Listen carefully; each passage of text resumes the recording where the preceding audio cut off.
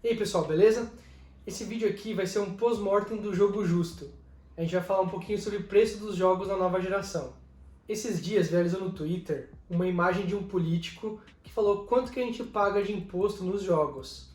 E muita gente estava discutindo o que eu acho ser o ponto errado sobre aquela imagem. Naquela imagem dizia que um jogo de R$ 250 tinha o seu preço composto de 72% por impostos. O que daria, no total do valor do jogo sem impostos, R$ 68. E muita gente falou assim, R$ 68 é mais ou menos $10 hoje em dia. Vai, 11, 12 dólares na verdade, né? Isso seria uma óbvia mentira. Porém, eu acredito que não é assim que devemos analisar esse tipo de mensagem. Até porque a gente não está oferecendo nenhuma outra verdade. A gente não está falando assim, ó, não, na verdade, esses aqui são os impostos reais, essas são as alíquotas, e na verdade esse preço de R$ 250 é composto de 30% por impostos. Até porque eu acho que o cálculo está errado. Não é 72% do valor total, é o valor sem impostos mais 72% que vira os R$ 250. O cálculo de ida e volta é diferente. É só você pegar um exemplo. Vamos facilitar aqui. Você tem uma coisa que custa R$ 100. Você acresce isso de 50% de impostos. Você vai para R$ 150. Se você pega esses R$ 150 e você tira 50% do valor em impostos, você está falando de R$ 75. Então, se você tirou 50%, você vai para 75, não para 100. Não é uma coisa você simplesmente adicionar 50% e você tirar 50% de um valor.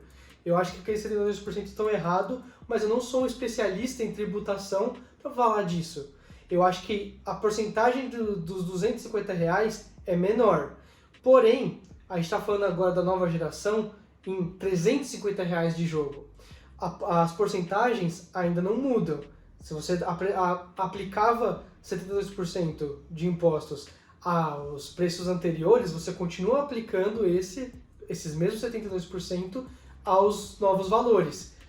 O que discute-se muito é o quanto que o lojista ou o varejista aqui do Brasil paga nos jogos para ele trazer pelo preço que ele traz. Eu lembro do Jogo Justo, e é por isso que eu falo que esse vídeo é um post-mortem do Jogo Justo, que ele reclamava do seguinte: os jogos custavam nos Estados Unidos $60, numa época que o dólar era mais ou menos 1,60, R$ 1,60, 10 anos atrás, época saudosa essa. Esses 60 dólares mais multiplicado por 1,60, que era o real, a gente tinha mais ou menos R$ 96 de valor dos jogos. Ou seja, um lojista aqui do Brasil que comprasse de um lojista nos Estados Unidos pagaria R$ 96 no jogo sem pagar imposto algum. Porém, os jogos lançavam por R$ 200. Era padrão vir por R$ 199 os jogos aqui no Brasil, no dia do lançamento. Isso justificava-se com os impostos, que eram acrescidos naquela época. Sempre falou-se, desde aquela época, de 60% de impostos em cima dos valores de jogos importados.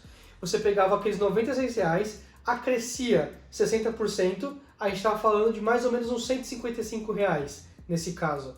Porém, R$ 155 para 200, para 199, tem uma diferença. E ali é onde ficava o que o pessoal chamava de custo Brasil, né? O preço que o lojista cobrava para ter um lucro dele e aquele pouquinho de esperteza para ele ter um dinheiro a mais. Não era só o suficiente para lucrar, era também para ele ter uma grana de manobra dos estoques dele e tudo mais.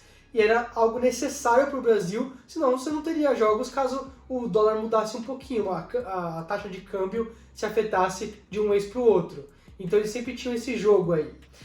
Tanto é que os jogos de PC não sofriam a mesma tributação porque eles entravam numa categoria de software que era isento no Brasil. E aí você tinha lançamentos de console a R$ 199 e você tinha lançamentos de PC a R$ 99. Era simples o cálculo. E aí veio o Jogo Justo falando assim: nós vamos atacar esses 60% de imposto, ou seja, pegar esses R$ 96 e parar de transformar ele em 155. Assim, caso o lojista ainda precisasse aplicar o lucro dele e o custo Brasil, não seria mais R$200, seria mais ou menos uns 150, ou quanto o mercado achasse justo naquele momento. E aí, o Jogo Justo foi um dos primeiros programas políticos voltados para os gamers que fez sucesso, que tinha viralidade, que o pessoal, os influencers, compraram a pauta sem pensar muito em partidos ou coisa parecida. Todo mundo queria algo assim. Eu acho que, apesar dos jogos serem um artigo de luxo, serem um artigo de nicho, e que eles devam receber uma tributação maior pensando nisso, em que eles sustentem alguma outra vertente do nosso país, educação, saúde ou coisa assim, eu também entendo que o mercado que tem muita tributação, ele simplesmente não existe no Brasil.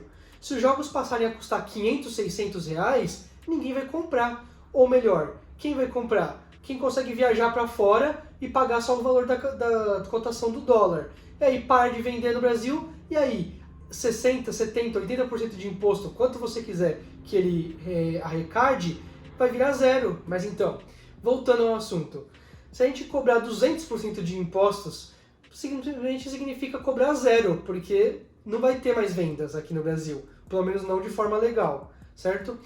Porém, isso a gente está falando de Jogo Justo, a gente está falando de 10 anos atrás, ou 9, eu tenho que ver direitinho a data, mas é entre anos 2010 e 2012, mais ou menos, em que ele estava em voga. Muita gente falava do Jogo Justo e chegou a virar um meme falar sobre o quanto o Jogo Justo falhou. Eles viam um jogo lançando aqui no Brasil por um preço absurdo e falavam, mais uma vitória do Jogo Justo, certo? E aí a gente pula aqui para 2020, em que a gente tem jogos sendo lançados por R$250, R$279 no caso da EA, e para os lançamentos da próxima geração a gente está falando de R$350. E estamos chegando a valores absurdos. E muita gente fala assim, cadê o Jogo Justo nessa época? Né? O que mudou de lá para cá? E que eu acho que muita gente ignora esse tipo de conhecimento, esse tipo de cálculo básico. E nada tem a ver com quanto o trabalhador ganha. Muita gente quer fazer esse cálculo. Eu ganhava tanto em 2010 e eu ganho tanto em 2020. Não dá, a economia não se pauta dessa forma. O câmbio entre 2010 e 2020, sabe, perdeu todos os trilhos que ele estava seguindo. A gente estava falando de 1,60 naquela época e hoje em dia a gente está falando, será que chega a R$6 o dólar? É muito diferente. Só que vamos fazer o cálculo. $60 que custa um jogo, ou $70 que vai ser nossa próxima geração. Mas vamos nos manter nos 60 por enquanto. $60 vezes R$6, ou seja, se eu fosse para os Estados Unidos hoje e se eu comprasse o jogo por $60 agora, passasse no meu cartão lá nos Estados Unidos, eu estaria falando de R$331 aqui no Brasil. Isso sem contar o IOF, que é 6% acima do valor. Então vamos lá, R$350 só da gente comprar um jogo nos Estados Unidos. Esse papo não rolava antigamente. A gente tinha conta na PSN americana para você pagar o jogo em dólar, para você pagar aqueles R$96 que a gente comentava antigamente. Então, a gente está falando de jogos que lançam aqui no Brasil por R$250, mais caro do que os 199 da época lá, de 10 anos atrás. Porém, ele ainda é mais barato do que se você fizesse simplesmente a conversão do real para o dólar. Aconteceu alguma coisa nesse meio tempo? É o Jogo Justo? Eu não faço ideia, eu não consigo apontar para você que se foi o Jogo Justo ou não. Porém, o supply chain, a lógica da logística dos vendedores se alterou. Sempre discutiu-se que aqueles $60 não era o valor que o lojista pagava aqui no Brasil. E não é mesmo, nunca foi, nem naquela época. Sempre tiveram distribuidores aqui no Brasil. A Warner, ela tem uma parte de games em que ela distribui jogos até das concorrentes dos Estados Unidos aqui no Brasil, porque ela pegou para si esse nicho de mercado. Então a gente sempre teve um custo diferenciado para os jogos. Não era simplesmente alguém ia numa GameStop dos Estados Unidos, comprava 50 do mesmo jogo e vendia na Saraiva aqui do Brasil. Não existe isso. Era abaixo desses $60. Mas o cálculo fazia sentido com 60 dólares. Agora, vamos trazer para a realidade atual. 60 dólares são 350 reais. Isso que você tem que colocar na sua cabeça. 60 dólares são 350 reais. Coloca aí os 60% de imposto e você vai ver o quanto está desconexo com a realidade. A gente está pagando 250 reais. É mais caro do que 10 anos atrás. Mas é uma conversão mais justa do que era anos atrás. Por quê? O que mudou nesse meio tempo? Eu gostaria muito que algum especialista do varejo entrasse em contato comigo e tentasse me ajudar a explicar, nesse trajeto de 10 anos, o que mudou. Muita gente fala que é porque houve reduções nos impostos nesse meio tempo.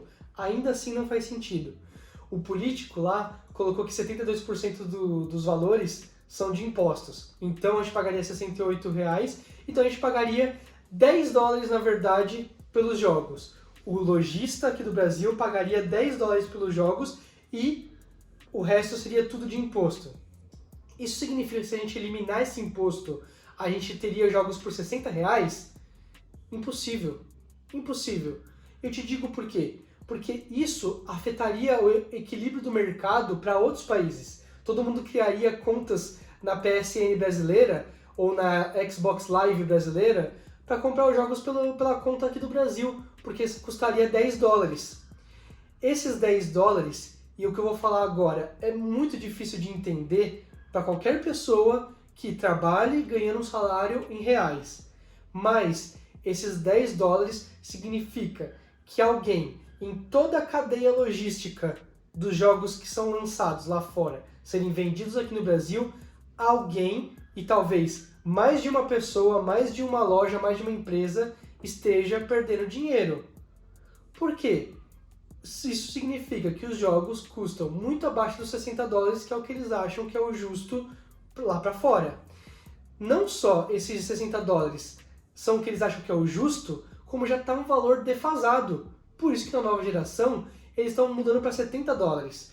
Se a gente está falando de aumentar o preço nos Estados Unidos e na Europa, é óbvio que eles não poderiam colocar os jogos por 10, 15 dólares ou 20 dólares, que seria o que traria valores mais justos aqui para o Brasil.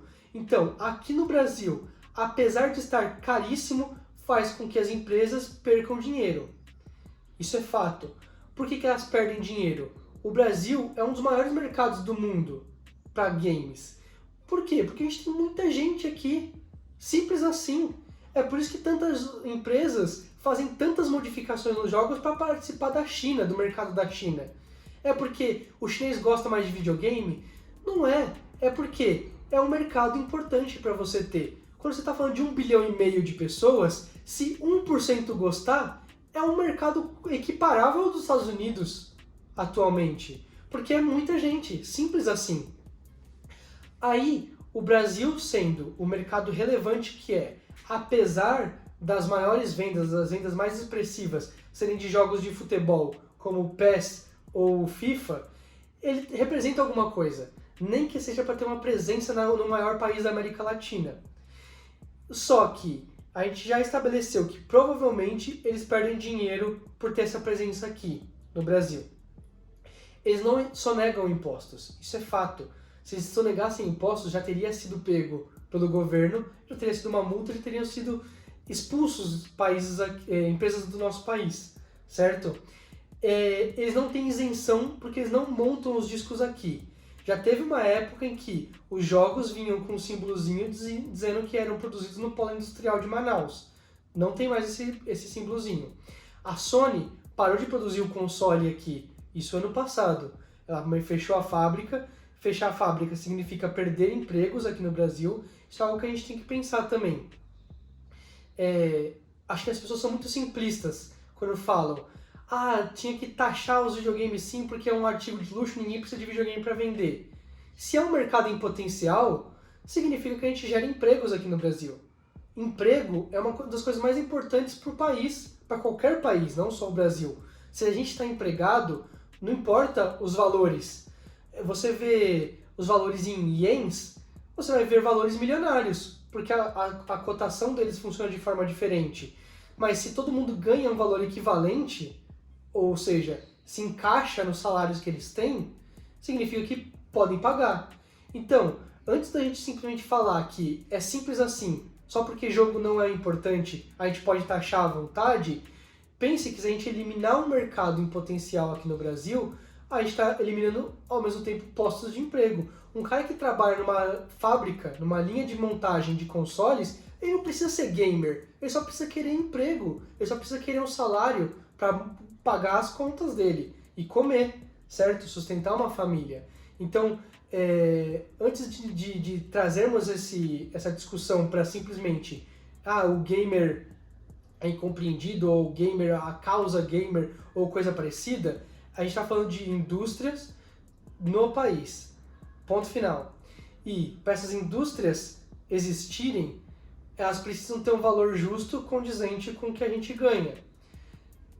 E não estou sendo a favor de isenção completa de impostos, certo? É óbvio que você tem que ter imposto em cima de um supérfluo como o videogame, contanto que esse imposto seja utilizado para subsidiar coisas importantes para a nação, tipo educação, tipo saúde, tem que ter.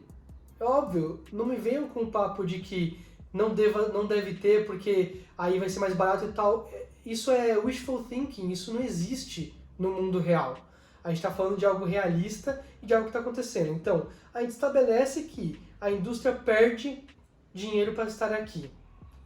A gente está falando de 72% de impostos. Eu estou usando esse valor só porque é a mensagem e a imagem que viralizou nesses dias.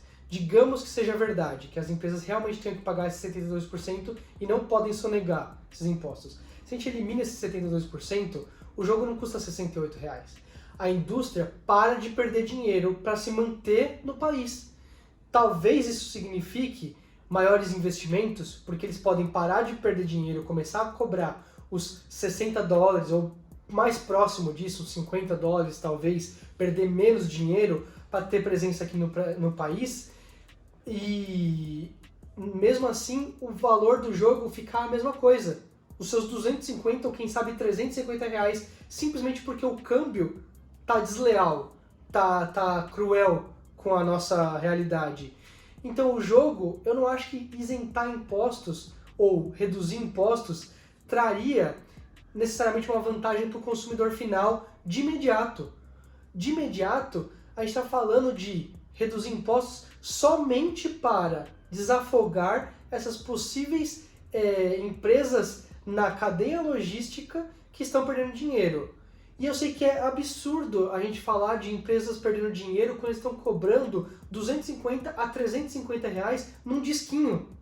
É absurdo, eu sei, é muito difícil a gente calcular isso, mas do mesmo jeito que a gente está achando absurdo pagar isso, tem indústrias que pensam o mesmo. E essas indústrias não é, ai, coitadinho dos milionários e tal. O milionário vai continuar sendo milionário. A diferença é que, ao invés dele abrir uma indústria de games, ele vai abrir uma indústria de farmacêuticos, ele vai abrir uma indústria que ele continue ganhando dinheiro, a gente simplesmente vai parar de ter videogames aqui no Brasil.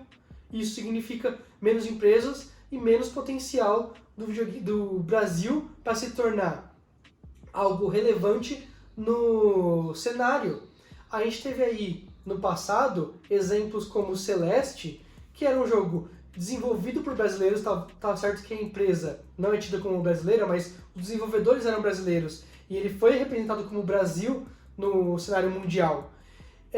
A gente tem um potencial gigantesco e que a gente sempre cai em simplismos, em querer reduzir ao idiotismo, ao você é um idiota por você achar que precisa taxar, ou você é um idiota por achar que não precisa taxar os jogos.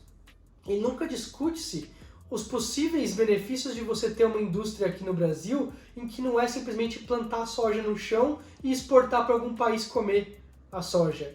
A gente está falando aqui de benefícios de ter uma linha de montagem, ter uma fábrica em que emprega pessoas e que essas pessoas vão poder pagar as contas delas, sabe? E, ao mesmo tempo, a gente vai ter os nossos jogos aqui mais ou menos pelo mesmo preço de sempre. Porém, com a indústria com mais empregos, gerando mais empregos no Brasil mais pessoas empregadas, a economia gira com uma engrenagem a mais. Se a economia gira com uma engrenagem a mais, essas pessoas podem gastar, as pessoas que são empregadas nessa fábrica, podem gastar com outras coisas, e esse dinheiro começa a fluir no país, e a gente começa a ter dinheiro aqui, sendo feito aqui, gasto aqui no Brasil. Quem sabe esses R$350 em pouco tempo não se torne tão absurdo caso nosso salário médio se eleve. E eu não estou dizendo que games são esse mercado que vai fazer o Brasil sair da crise. Não, é irreal falar disso. Mas a gente tem países muito menores, como a Coreia do Sul, que é um país bem menor do que o Brasil, que já entendeu que dá para investir em tecnologia e games como parte de tecnologia para manter o país. É claro que eles não têm tanto espaço quanto a gente, por isso que a gente tem, com esse espaço, a vontade de fazer algo voltado para a agricultura, mas só a agricultura não é o que mantém um país inteiro como o Brasil. O Brasil é um país continental, sabe? E a gente viver de fazendas não é algo sustentável. A gente não pode ser para sempre a fazenda do mundo, certo? Então eu vejo muitas pessoas falando assim, os jogos estão caros. E eu penso, a conversão está mais justa do que 10 anos atrás. Então, o que aconteceu nesses 10 anos que a pessoa que conseguia pagar naquela época não consegue pagar agora? É claro que eu não estou falando assim, estamos reclamando de barriga cheia. Não, mas a conversão melhorou. A inflação quase dobrou. Se você pega um valor de R$200 naquela época, é equivalente a mais ou menos R$400 hoje em dia. Então, se está a 350, apesar da conversão do câmbio tá maior, a inflação tá mais baixa. Ou seja, o valor está abaixo do que a inflação. Demonstra, óbvio, que o Brasil está numa crise e que as pessoas não estão com poder de compra que aumentou igualmente de 10 anos atrás para agora. É óbvio que é isso, é óbvio que é um problema desses. Mas, ou seja, também quando a gente está falando de uma crise, significa que não tem uma solução simples, que é simplesmente remove esses impostos e já está tudo solucionado. É óbvio para mim que, ao remover esses impostos, quem vai absorver essa redução nos custos são as empresas. E a gente pode, de forma também simplista, falar assim, se eles absorverem, o cliente final vai continuar pagando caro nos jogos. Sim, mas quem sabe atraindo mais investimentos, isso também não signifique um refresco na economia local, principalmente para games, saindo mais jogos sendo fabricados aqui. Fabricados é um modo de falar, não necessariamente são desenvolvidos aqui, mas os discos prensados aqui em Manaus ou algo assim, eventualmente isso não melhore. Se a gente melhora nesse momento para a indústria do Brasil, talvez, e a gente está sempre trabalhando nas possibilidades, não é direto, nem quem está falando que tem que continuar taxando ou quem está falando que não tem que taxar, está falando numa certeza. Se alguém fala com certeza, está falando besteira, porque ele não sabe disso. São muitas variáveis, mas a gente está sempre tratando na possibilidade de, talvez, quem sabe, daqui a alguns anos estar pagando mais barato ou a economia estar melhor e esse valor de R$350 não ser tão agressivo para as nossas carteiras, sabe?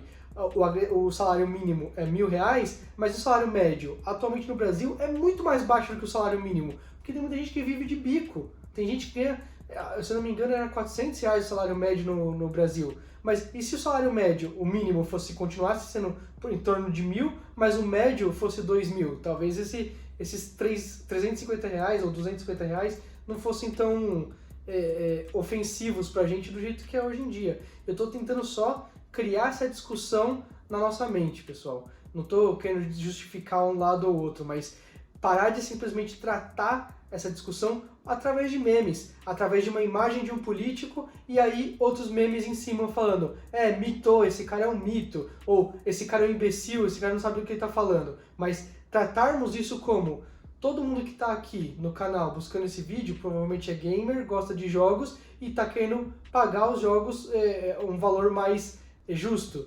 Então, analisar desde a época do Jogo Justo até agora, se houve progresso ou não, e como que a gente pode fazer em todo esse ecossistema financeiro do Brasil, fazer algo melhor, entendeu? É isso, pessoal, é só uma discussão, só um pensamento que eu queria trazer para vocês, e eu espero que a mensagem tenha sido passada. Se vocês gostaram do vídeo, dá um joinha, e se vocês adoraram o vídeo, se inscreve no canal. Obrigado!